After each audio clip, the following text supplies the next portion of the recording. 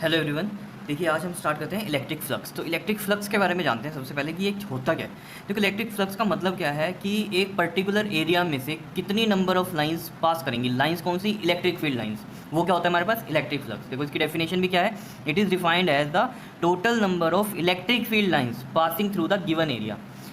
एक particular area है और उसमें से कितनी number of electric field lines pass कर रही हैं, वो क्या होता है? Electric flux. मान लो आपके पास कितनी लाइनें पास कर रही हैं, उसमें से 10 लाइनें पास कर रही हैं, तो यानी कि इलेक्ट्रिक फ्लक्स कितना हो गया? 10। जैसे इसको आप ऐसे समझ सकते हो, जैसे एक रूम है और आप उस रूम में बैठे हो और उस रूम में एक विंडो है, ठीक है। उस विंडो से लाइट आ रही होगी, ठीक है, बाहर सनलाइट जो है वो आ रही होगी। तो क्या बाहर सनलाइट उतनी ही है? नहीं, बाहर तो बहुत ज़्यादा सनलाइट है, लेकिन उस विंडो में से कितनी सनलाइट अंदर आ रही है वही आपको पता चल रही है ना, कि लाइट तो उतनी आ रही है उस रूम में, रोशनी तो उतनी होगी ना जितना उस विंडो से में से आएगी लाइट। क्लियर इतनी बार? तो ऐसे ही आप इस चीज़ को समझ सकते हो। मान लो जो आपको मैंने कहा अभी सनलाइट है, ठीक है, मान लो ऐसे बाहर क्या है, इलेक्ट्रिक फील्ड लाइंस हैं, वो आ रही हैं, ठीक है, इलेक्ट्रिक फील्ड लाइंस आ रही हैं और आपके पास एक विंडो लगी हुई है, तो उस विंडो में से कुछ ही तो लाइंस पास करेंगी, है ना। आपके रूम में जो आएंगी वो उस विंडो, जितनी आपकी वो विंडो है उतनी ही तो लाइनें आ सकती हैं उसमें से, ठीक है। ये तो बात समझ रहे हो ना। तो वही क्या होता है आपके पास? इलेक्ट्रिक फ्लक्स होता है। इस तरीके से आप समझ सकते हो। और मैं इसको कैसे समझा सकता हूँ आपको, देखो ज़रा। मान लो जैसे ये मैंने एक विंडो बनाई है आपके पास, ये एक विंडो बना दी मैंने एक 3D में, ठीक है। इसमें से इलेक्ट्रिक फील्ड लाइंस ऐसे पास कर रही हैं, ठीक है, इस तरीके से। अब इलेक्ट्रिक फील्ड लाइंस तो बहुत सारी हैं मान लो, ठीक है, ये ऊपर से भी जा रही हैं, ये इधर से भी जा रही हैं, लेकिन इस पर्टिकुलर एरिया में से जितनी इलेक्ट्रिक फील्ड लाइंस गई वही क्या होगा आपके पास? इलेक्ट्रिक फ्लक्स होगा। क्योंकि इलेक्ट्रिक फ्लक्स की डेफिनेशन क्या है? डेफिनेशन ही क्या है कि number of electric field lines passing through an particular area. तो ये आप इस तरीके से सोच सकते हो, ठीक है। अच्छा, इसको मैं जैसे और आपको समझाने की कोशिश करता हूँ। जैसे मान लो ये विंडो ये ऐसी है, ठीक है, ये विंडो मान लो आप, क्लिक, ओके। अब ये जो यहाँ पर विंडो बनाई हुई है मैंने इस पे पेज पे, ये एक्चुअली में ऐसे है, ये तो बात समझते हो ना, ये ऐसे नहीं है, ऐसे है। क्लियर? अब यहाँ से इलेक्ट्रिक फील्ड लाइंस जा रही होंगी, ये इस तरीके से इसमें से निकल रही होंगी, इसमें से क्रॉस कर रही होंगी, काफ़ी सारी जा रही होंगी इधर से इलेक्ट्रिक फील्ड लाइंस। क्लियर? इधर से भी जा रही होंगी, लेकिन इस पर्टिकुलर एरिया में से जितनी लाइनें पास करेंगी वही क्या होगा आपके पास? इलेक्ट्रिक फ्लक्स होगा। बात समझ रहे हो या नहीं? ये ऐसे नहीं है इसमें पेपर पे, समझ रहे हो, ये इस तरीके से, ये तभी मैंने ऐसे थोड़ा सा 3D लाइक स्ट्रक्चर बनाया था, ठीक है। बात समझ में आ रही होगी अब। ऐसे समझ सकते हो आप कि कितनी लाइनें इसमें से जा रही हैं, वही क्या है? इलेक्ट्रिक फ्लक्स है। बात ओके है या नहीं? अब देखो जैसे हम इसकी एक मैथमेटिकल इक्वेशन दें कि अगर स्मॉल फ्लक्स है, स्मॉल फ्लक्स का मतलब क्या है कि वो स्मॉल एरिया में से जा रही होंगी जो इलेक्ट्रिक फील्ड लाइंस हैं। देखो ना, स्मॉल फ्लक्स क्या मतलब क्या है कि नंबर ऑफ लाइंस कम है ना। यही तो नंबर ऑफ लाइंस से ही मैं इलेक्ट्रिक फ्लक्स की बात कर रहा हूँ। तो नंबर ऑफ लाइंस कम है और कम किस में से निकलेंगी? जब एरिया छोटा होगा। क्लियर है? वो तो फ्लक्स छोटी हो जाएगी आपके पास, ठीक है। तो मैं इसको कैसे लिख सकता हूँ कि स्मॉल जो फ्लक्स है आपके पास, वो कैसे लिख सकता हूँ मैं कि इलेक्ट्रिक फील्ड लाइंस पास कर रही हैं किस में से?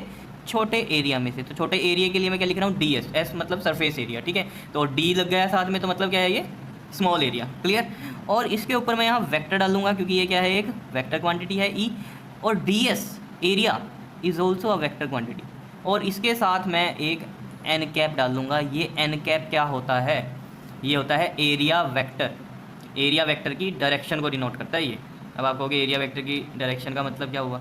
धीरे धीरे बताता हूँ सारी बातें, ठीक है। अभी समझो, ये इलेक्ट्रिक फील्ड है, ये डी एस है, ठीक है। ये क्या हो गया? Small surface area. Dot product हो रहा है इन दोनों का, और ये मैंने क्या बनाया है? ये एन कैप एरिया वेक्टर, जो कि एरिया की डायरेक्शन बताता है। क्लियर? अब आपको ये चीज़ें तो पता है कि ये जो डॉट प्रोडक्ट है इसको हम कैसे ओपन करते हैं? E D S cos theta, ऐसे ही करेंगे और साथ में एन कैप आ जाएगा। एन कैप देखो कोई फर्क नहीं पा रहा इस पर, क्यों? क्योंकि ये तो एक यूनिट वेक्टर होता है। देखो ऊपर कैप है तो इसका मतलब यूनिट वेक्टर, इसकी वैल्यू 1 होती है। सिर्फ डायरेक्शन के लिए बात करते हैं, ठीक है। तो यहाँ पर जो ये थीटा है, थीटा किसके बीच में है? थीटा है इलेक्ट्रिक फील्ड लाइंस और एरिया वेक्टर के बीच में। ये बात समझने की है इसमें, ठीक है। तो यहाँ मैं लिख देता हूँ theta is the angle between electric field lines and area vector. या मैं ऐसे लिख सकता हूँ एरिया वेक्टर को, सरफेस पर कोई नॉर्मल ड्रॉ कर देना। सरफेस पे कोई नॉर्मल ड्रॉ कर देना क्या होता है? जैसे मान लो ये मैंने आपको बताया था, ठीक है, ये क्या था? एक विंडो थी मान लो, ठीक है। अब ये एरिया था पर्टिकुलर, ठीक है। अब इसका एरिया वेक्टर कैसे होगा? इसके ऊपर इस तरीके से, ये देखो, इसके सरफेस पे बाहर की तरफ परपेंडिकुलर, ये होता है एरिया वेक्टर की डायरेक्शन। अब देखो जैसे मान लो ये विंडो ऐसे है तो एरिया वेक्टर की डायरेक्शन ऊपर आ रही है। अब ये विंडो ऐसे है तो एरिया वेक्टर की डायरेक्शन कहाँ हो गई? इस साइड हो गई। बात समझ आ रही है? क्लियर हो रही है कि नहीं? एरिया वेक्टर क्या होता है?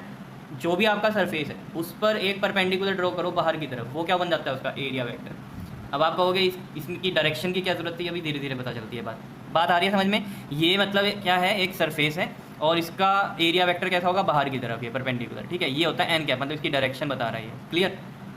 तो हमने लिख दिया theta is the angle between electric field lines and the area vector, इनके बीच में होता है थीटा। और एरिया वेक्टर को मैं ये भी लिख सकता हूँ normal drawn on the surface. Clear इतनी बात या नहीं, क्लियर हो रही है चीज़, ठीक है। अब देखो ज़रा, इसके अंदर अगर मैं टोटल फ्लक्स निकाल दूँ, टोटल फ्लक्स पूरे के लिए, ये तो मैंने स्मॉल एरिया के लिए बात करी थी यहाँ पर, अगर पूरे एरिया के लिए बात करें, ये पूरा का पूरा इंक्लूड हो जाए, तो क्या करेंगे हम, इसको इंटीग्रेट करते हैं, ये तो पता है आपको, इंटीग्रेशन करेंगे इसकी। तो इंटीग्रेशन करेंगे तो क्या आएगा, देखो d phi equals to E dot d S, यही आएगा और एन कैप साथ में चलता ही रहेगा, ठीक है। ये जो इंटीग्रेशन होती है यहाँ पर, ये किसकी होती है, क्लोज सरफेस की। ये सरफेस कैसा होना चाहिए, क्लोज होना चाहिए, जहाँ भी आप इलेक्ट्रिक फ्लक्स की बात करोगे। क्लियर इतनी बात या नहीं। तो ये कैसा होना चाहिए, सरफेस क्लोज। तो सरफेस क्लोज है, उसका इंटीग्रल है, इसलिए ये ऐसा गोल सा बातें हैं हम कि ये सरफेस कैसा होना चाहिए, क्लोज होना चाहिए, ठीक है। और डी फाई की इंटीग्रेशन हो जाती है, फाई इज इक्वल टू में इसकी वैल्यू देखो ज़रा, ई डॉट डी एस, ये भी हो सकती है, और साथ में E D S cos theta भी लिख सकता हूँ। क्लियर इतनी बात या नहीं। डॉट प्रोडक्ट को ओपन करूँगा तो क्या हो जाएगा, साथ में कोस थीटा आएगा। क्लियर है इतनी बात। और साथ में ये एन कैप तो चलता ही रहेगा, ठीक है। इसका कोई फ़र्क नहीं पड़ता क्योंकि इसकी वैल्यू ही क्या होती है, 1 होती है। जस्ट आपको याद रखना ये एरिया वेक्टर है, और ये थीटा किसके बीच में होता है, इलेक्ट्रिक फील्ड लाइंस और इस एरिया वेक्टर के बीच में। अभी मैं क्लियर कर दूंगा ये सारी चीज़ एरिया वेक्टर के बारे में, ठीक है। इतनी बात क्लियर हो रही है या नहीं हो रही है, ठीक है। अब बात कर लेते हैं कि ये एक स्केलर क्वांटिटी होती है फ्लक्स या वेक्टर क्वांटिटी होती है। तो मैं बता देता हूँ पहले ही आपको कि it is a scalar quantity. अब स्केलर क्यों है ये, स्केलर तो आपको साफ पता चल रहा है, डॉट प्रोडक्ट लिया था मैंने, और डॉट प्रोडक्ट क्या देता है आपको, scalar quantity. Resultant dot product का क्या होता है, स्केल। डॉट प्रोडक्ट को मैं स्केलर प्रोडक्ट भी तो बोलता हूँ, और जो क्रॉस प्रोडक्ट होता है उसको मैं वेक्टर प्रोडक्ट बोलता हूँ, क्योंकि उसमें जो क्वांटिटी मिलती है वो मेरे को वेक्टर मिलती है। क्या इतनी बातें समझ में आ रही हैं। देखो याद करो, +1 का कुछ कंसेप्ट था, अगर दो वेक्टर हैं ए और B, A B sine theta होता था तो उसको लिखते थे हम ए क्रॉस बी। ये होता था क्रॉस वेक्टर, और जो वैल्यू आती थी ए बी साइन थीटा की वो कैसी होती थी, वेक्टर की होती थी, ठीक है। और एक अगर होता था ए बी कोस थीटा, तो इसको लिखते थे हम ए डॉट बी। और ये ए बी कोस थीटा की जो वैल्यू आती थी हमारे पास, या जो हम कहते हैं ये डॉट प्रोडक्ट में जो वैल्यू होती थी वो कैसी होती थी, कैसी आती थी, ये तो वेक्टर ही है, ए और बी तो वेक्टर ही है, लेकिन क्वांटिटी कैसी आती थी, रिजल्टेंट में स्केलर आती थी। ये बातें क्लियर हो जानी चाहिए आपको, ठीक है। ये तो +1 की बात है, लेकिन फिर भी मैं थोड़ा थोड़ा और भी यहाँ देता रहूँगा आपको। तो ये एक स्केलर क्वांटिटी है क्योंकि ये एक डॉट प्रोडक्ट है। अब क्वेश्चन ये राइज होता है कि आपने यहाँ ये डॉट प्रोडक्ट कैसे ले लिया, क्रॉस भी ले सकते थे, तो कोई इसमें मनाही थी क्या। बिल्कुल, देखो ये चीज़ आप क्लियर रखो अपनी कि क्रॉस क्यों नहीं लिया। देखो ध्यान से, अगर मैं यहाँ क्रॉस लिखता, जैसे मान लो ये होता आपके पास ई डॉट या क्रॉस डी एस, ये होता, ठीक है। तो मैं इसको ऐसे लिखता E D S sine theta, यही लिखता, साइन थीटा आता, ठीक है। अब देखना ध्यान से, मैंने अभी अभी आपको एरिया वेक्टर के बारे में कुछ बताया, ठीक है। जैसे यही वाला एग्जांपल था, ठीक है। ये विंडो है, ऐसे लगी हुई है विंडो, ठीक है। इस विंडो में से ऐसे इलेक्ट्रिक फील्ड जा रही है, ठीक है, इसी डायरेक्शन में जा रही है, ये मैंने बनाई भी इसी डायरेक्शन में जा रही है। अब इसका जो एरिया वेक्टर है वो देखो कहाँ बनेगा, एरिया वेक्टर ऐसे बनेगा, ये बाहर की तरफ, ये ऐसे बाहर की तरफ जा रहा है। आ रही है बात समझ में। एरिया वेक्टर की भी डायरेक्शन किधर है, इधर ही है। अगर मैं यहाँ बनाऊँ इसको, तो ये एरिया वेक्टर की भी डायरेक्शन एन कैप, ये भी इधर ही है, ठीक है। तो इसका मतलब ये जो एरिया वेक्टर है एन कैप और ये ई, इन दोनों के बीच में एंगल कितना, ध्यान से समझो। ये देखो इलेक्ट्रिक फील्ड लाइंस भी इधर ही जा रही हैं इसमें से क्रॉस होकर, और ये एरिया वेक्टर भी इधर जा रहा है। अगर ऐसे दिखाऊँ, एरिया वेक्टर भी इसी साइड जा रहा है, देखो ना, ऐसे ही होना चाहिए ये एरिया, तभी तो लाइनें पास करेंगी। बात तो समझ रहे हो। अब कहीं सोच रहे होंगे कि ऐसे क्यों खड़ा कर दिया ये, अगर ऐसे रखोगे तो कहाँ से इलेक्ट्रिक फील्ड लाइन्स जाएंगी। ये देखो इलेक्ट्रिक फील्ड लाइन्स इधर जा रही हैं, कुछ इधर से निकल जाएंगी, कुछ इधर से निकल जाएंगी, साइड से निकल जाएंगी, ऊपर से नीचे से निकल जाएंगी, इसमें से तो कोई क्रॉस नहीं करेगी लाइन, तो इलेक्ट्रिक फ्लक्स तो जीरो रहनी है उस केस में। इलेक्ट्रिक फ्लक्स क्या है, नंबर ऑफ लाइंस पास करेंगी, वही तो होती हैं। तो पास ऐसे ही कर सकती हैं अगर ये इस तरीके से लगी हो। बात समझ रहे हो। अब ये रहा एरिया वेक्टर। अब समझ में आ रहा होगा आपको कि एरिया का भी कोई वेक्टर क्वांटिटी होती है, जिसको हम बोलते हैं एरिया की कोई डायरेक्शन होती है, ये एरिया वेक्टर, क्योंकि इस पर बहुत कुछ डिपेंड कर रहा है। अगर एरिया ऐसे है तब कुछ नहीं होने वाला फ्लक्स के लिए, लेकिन अगर ऐसा है, एरिया ऐसे है तो कुछ नहीं होने वाला, क्योंकि इलेक्ट्रिक फील्ड लाइन्स ऐसे जा रही हैं। लेकिन एरिया ऐसे है तो इलेक्ट्रिक फील्ड लाइन्स ऐसे जा रही है तो बिल्कुल क्रॉस करेंगे इसमें से। तो डिपेंड कर रही है ना कि एरिया कैसे है। तो एरिया वेक्टर ये रहा, ये डायरेक्शन है एरिया वेक्टर की, समझ रहे हो। तो ये कितनी डिग्री पे है, 0 डिग्री पे हुआ ई के साथ, क्योंकि पैरेलल है। एरिया वेक्टर भी इधर और ए भी इधर, तो थीटा कितना, 0। ये बातें समझ में आ रही हैं। अगर थीटा 0 है तो ध्यान से सुनना, अभी ये रहा हमारे पास कोस थीटा, ठीक है। अगर मैं यहाँ वैल्यू पुट करता हूँ इसकी थीटा की, कोस 0 कितना होता है 1, कोस 0 1, तो वैल्यू आएगी ई डी एस, यानी कि फ्लक्स कुछ होगी, ठीक है।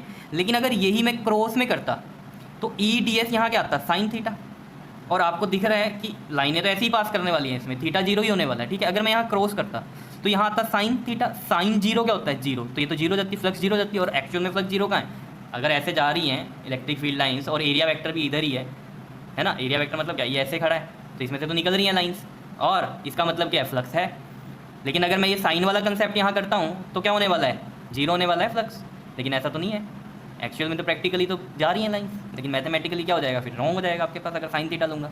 तो इसलिए यहाँ ये कोस का कंसेप्ट लिया, और इसलिए ये क्या किया हमने डॉट प्रोडक्ट किया, क्योंकि ये चीज़ आपको पता होनी चाहिए कि ये इस तरीके से जा रहा है, बात समझ रहे हो। और दूसरी भी हमारी सेटिस्फाई कर रही है कंडीशन, क्या, अगर ये एरिया ऐसे है, ठीक है ना, अगर एरिया ऐसे है तो एरिया वेक्टर ऐसे ऊपर आएगा, और इलेक्ट्रिक फील्ड लाइंस कैसे जा रही थी, इधर लेफ्ट टू राइट जा रही थी, कितना डिग्री 90 डिग्री एंगल बन रहा है इस एरिया वेक्टर के बीच में और इलेक्ट्रिक फील्ड लाइंस के बीच में। अगर ये 90 डिग्री एंगल बन रहा है तो cos 90 क्या होगा, cos 90 0, तो फ्लक्स 0, और वैसे भी तो 0 ही है फ्लक्स, इधर से लाइनें ऐसे जा रही हैं, ठीक है, और एरिया ऐसे है आपके पास, तो कहाँ से जाएंगी, इसमें से तो कोई क्रॉस ही नहीं हो रही, 0 ही है, कंडीशन सेटिस्फाई है। लेकिन अगर आप यही ऐसे ही रखो इसको, ठीक है, इलेक्ट्रिक फील्ड लाइन्स ऐसे जा रही है, एक्चुअली मुझे पता है कि कुछ नहीं हो रहा, फ्लक्स 0 है, ठीक है, क्योंकि एरिया वेक्टर ऐसे है, क्लियर इतनी बात, ये देखो आ रही है बात समझ में।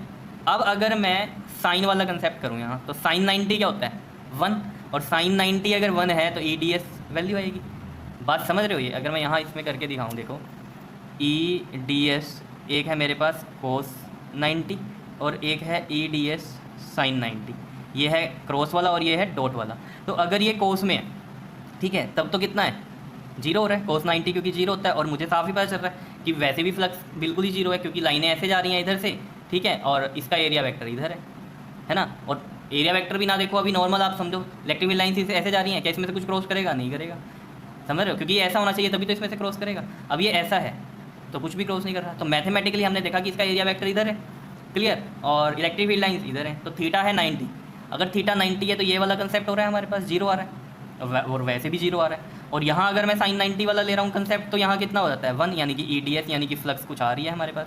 फिर ये तो बात गलत हो गई ना, या नहीं, ये साइन वाली तो बात गलत हो गई हमारे पास, आ रही है बात समझ में। अब दोबारा से ई डी एस वाली और बात समझा देता हूँ, ई डी एस कोस 0 और ई डी एस साइन 0, ये कौन सा कंसेप्ट है हमारे पास, क्रॉस प्रोडक्ट वाला, ये डॉट प्रोडक्ट वाला। अब देखो 0 कैसे लिया मैंने, देखो अगर ये ऐसे है, ठीक है, तो मुझे साफ पता चल रहा है कि इलेक्ट्रिक फील्ड लाइंस इसमें से क्रॉस करेंगी, इतनी बात क्लियर है। अगर इलेक्ट्रिक फील्ड लाइंस क्रॉस कर रही हैं और इसका एरिया वेक्टर इधर होगा, तो दोनों ही पैरेलल हो गए, तो कितना डिग्री 0 डिग्री एंगल। अब 0 डिग्री यहाँ पुट किया हमने कोस में, और कोस 0 कितना होता है 1, तो कोस 0 1, तो फ्लक्स की कोई वैल्यू आ रही है ई डी एस, समझ रहे हो। और अगर मैं यहाँ पुट करता हूँ साइन 0, साइन 0 की वैल्यू क्या होती है 0, तो यहाँ ये 0 दे रहा है, तो ये दोनों ही बातें गलत बता रहा है ना हमें साइन में। तो जब फ्लक्स 0 होनी चाहिए तब तो ये ई डी एस बता रहा है, और जब फ्लक्स कुछ आनी चाहिए तब ये 0 बता रहा है, इसी चीज़ से बात समझ रहे हो या नहीं। तो ये चीज़ें आपको पता होनी चाहिए, तो इसलिए मैथमेटिकली हमने क्या लिया, डॉट प्रोडक्ट लिया, ना कि क्रॉस प्रोडक्ट, क्योंकि क्रॉस प्रोडक्ट में कंडीशन ही नहीं हमारे पता चल रही। अब आपको ये बातें समझ में आ रही होंगी कि थीटा क्या है, थीटा बहुत कुछ डिपेंड करवा रहा है, समझ रहे हो ना। थीटा किसके बीच में है, ये रहा एरिया वेक्टर, और इलेक्ट्रिक फील्ड लाइंस भी इधर ही जा रही हैं लेफ्ट टू राइट, तो इसका मतलब क्या है फ्लक्स है, समझ रहे हो। अगर ये ऐसा हो जाएगा तो फ्लक्स नहीं है, बात समझ रहे हो, क्यों, क्योंकि ये कितना हो गया थीटा 90 हो गया, वैसे भी आपको पता चला इसमें से क्या क्रॉस करेगा इधर से। तो हम मैथमेटिकली भी ये चीज़ ट्रू कर पा रहे हैं, कैसे, अगर ये ऐसे है थीटा 0 है तो कितना हो गया कोस 0 में ई डी एस, यानी कि हमारे पास कुछ फ्लक्स आ रही है ना, बात समझ रहे हो। और अगर 90 है, 90 कैसे होगा, ये इस तरीके से अगर आ जाए, electric field lines left to right जा रही हैं, तो एरिया वेक्टर के साथ 90 डिग्री में आ जाए, और हमें पता है वैसे भी कितना फ्लक्स है 0 ही है, तो यहाँ से ये 0 सेटिस्फाई कर रहा है। तो ये चीज़ समझ गए हो आप कि थीटा का क्या रोल है और एरिया वेक्टर का क्या रोल है। हमेशा एरिया वेक्टर और इलेक्ट्रिक फील्ड लाइंस के बीच में ही थीटा देखना है आपको, ये कंसेप्ट ही आपका यूज़ होने वाला है यहाँ आगे भी, जितना भी हमारे पास होगा आगे फ्लक्स के लिए। क्लियर हो रही है इतनी बात। और ये चीज़ समझ में आना चाहिए कि क्रॉस प्रोडक्ट क्यों नहीं लिया, डॉट प्रोडक्ट ही क्यों लिया है, क्योंकि इसमें हमारी कंडीशन ही सेटिस्फाई नहीं करती, प्रैक्टिकली जो होना चाहिए वो थ्योरेटिकली इसमें नहीं आता, तो यानी कि डॉट प्रोडक्ट से आता है, तो डॉट प्रोडक्ट किया। और डॉट प्रोडक्ट में हमें कैसी क्वांटिटी मिलती है, हमें पता है स्केलर, तो ये स्केलर क्वांटिटी है फ्लक्स। बात आ रही है समझ में या नहीं, क्लियर है ना बात। तो अब समझ गए होंगे आप कि इलेक्ट्रिक फील्ड लाइन्स तो चलो आ ही रही हैं, लेकिन मेन एरिया वेक्टर निभा रहा है रोल। एरिया वेक्टर अगर ऐसा तब तो है फ्लक्स, एरिया वेक्टर अगर ऐसा तो फ्लक्स जीरो। बात समझ में आ रही है ना, क्लियर है? ठीक है, अब तो बड़ी सिंपल सी बातें हैं, इतनी बात तो आप समझ ही गए हो मेरे को लगता है। ठीक है, तो स्केलर क्वांटिटी हो गई है हमें पता है। ठीक है, इसके एसआई यूनिट देख लेते हैं। अब एसआई यूनिट क्या होंगे, देखो फॉर्मूले से ही पता चल जाते हैं हमें। ई डॉट डी एस है इसका। ठीक है, ई का क्या होता है हमारे पास, न्यूटन पर कूलम, एसआई यूनिट। ठीक है, और एरिया है, एरिया के यूनिट क्या होते हैं, मीटर स्क्वायर। तो इसको मैं ऐसे भी लिख सकता हूँ, न्यूटन पर कूलम और ये मीटर स्क्वायर। क्लियर? इतनी बात लिख सकते हैं इस तरीके से, सी का पावर 1 है तो ऊपर जाके -1 आ गया इस तरीके से। ठीक है, और कई जगह इसको ऐसे भी लिखा है, न्यूटन मीटर स्क्वायर, ऐसे न्यूटन मीटर स्क्वायर पर कूलम, इसको पीछे ले आए, इस तरह भी लिख सकते हो, तो कोई इशू नहीं है इतना बड़ा। तो अगर ऐसा यूनिट आ गया आपके पास तो आप इसकी डायमेंशंस भी बता सकते हो। डायमेंशंस कैसे निकालते हैं बताओ, देख लो डायमेंशंस कैसे निकाल लेंगे। ई की क्या होती है डायमेंशंस, देखो ई की अगर हम देखें, ई डी एस है ना हमारे पास, ई का होता है फॉर्मूला F/Q अगर देखें हम। ठीक है, Q0 या Q, और डी एस, ठीक है, डी एस तो एरिया ही हो गया एक तरह से हमारे पास। ठीक है, तो इसके डायमेंशन देखते हैं। फोर्स के डायमेंशंस होते हैं ML/T-2, और चार्ज के होते हैं AT, चार्ज के AT होते हैं। ठीक है, और क्या बचा, एरिया, एरिया का L² हो जाएगा। ये तो सब समझ रहे हो आप। ठीक है, अब इसको देख लेते हैं कैसे करना है। देखो M1 है, L कितना हो गया, ये 1 और ये 2, ये 3 हो गया। ठीक है, और T -2 ऊपर है और 1 नीचे है, तो -2 और ऊपर जाके ये -1, कितना हो जाएगा ये -3। और A है, A क्या हो जाएगा ऊपर जाके -1। ये देख लेना, चार्ज के AT होते हैं हमारे पास। ठीक है, डायमेंशंस मैंने करवाया हुआ है, देखना आप यूनिट फर्स्ट की शुरू में ही है हमारे पास चार्ज के लिए। ठीक है, तो ये आ गई डायमेंशंस, ये हो गए इसके SI यूनिट। और ये आपको पता होना चाहिए कि ये कैसी क्वांटिटी होती है, एक स्केलर क्वांटिटी होती है, क्योंकि इसमें डॉट प्रोडक्ट हो रहा है। डॉट प्रोडक्ट क्यों हो रहा है ये मैंने आपको समझा दिया है, एक बार अच्छे से देख लेना ये concept. Clear? Okay, thank you.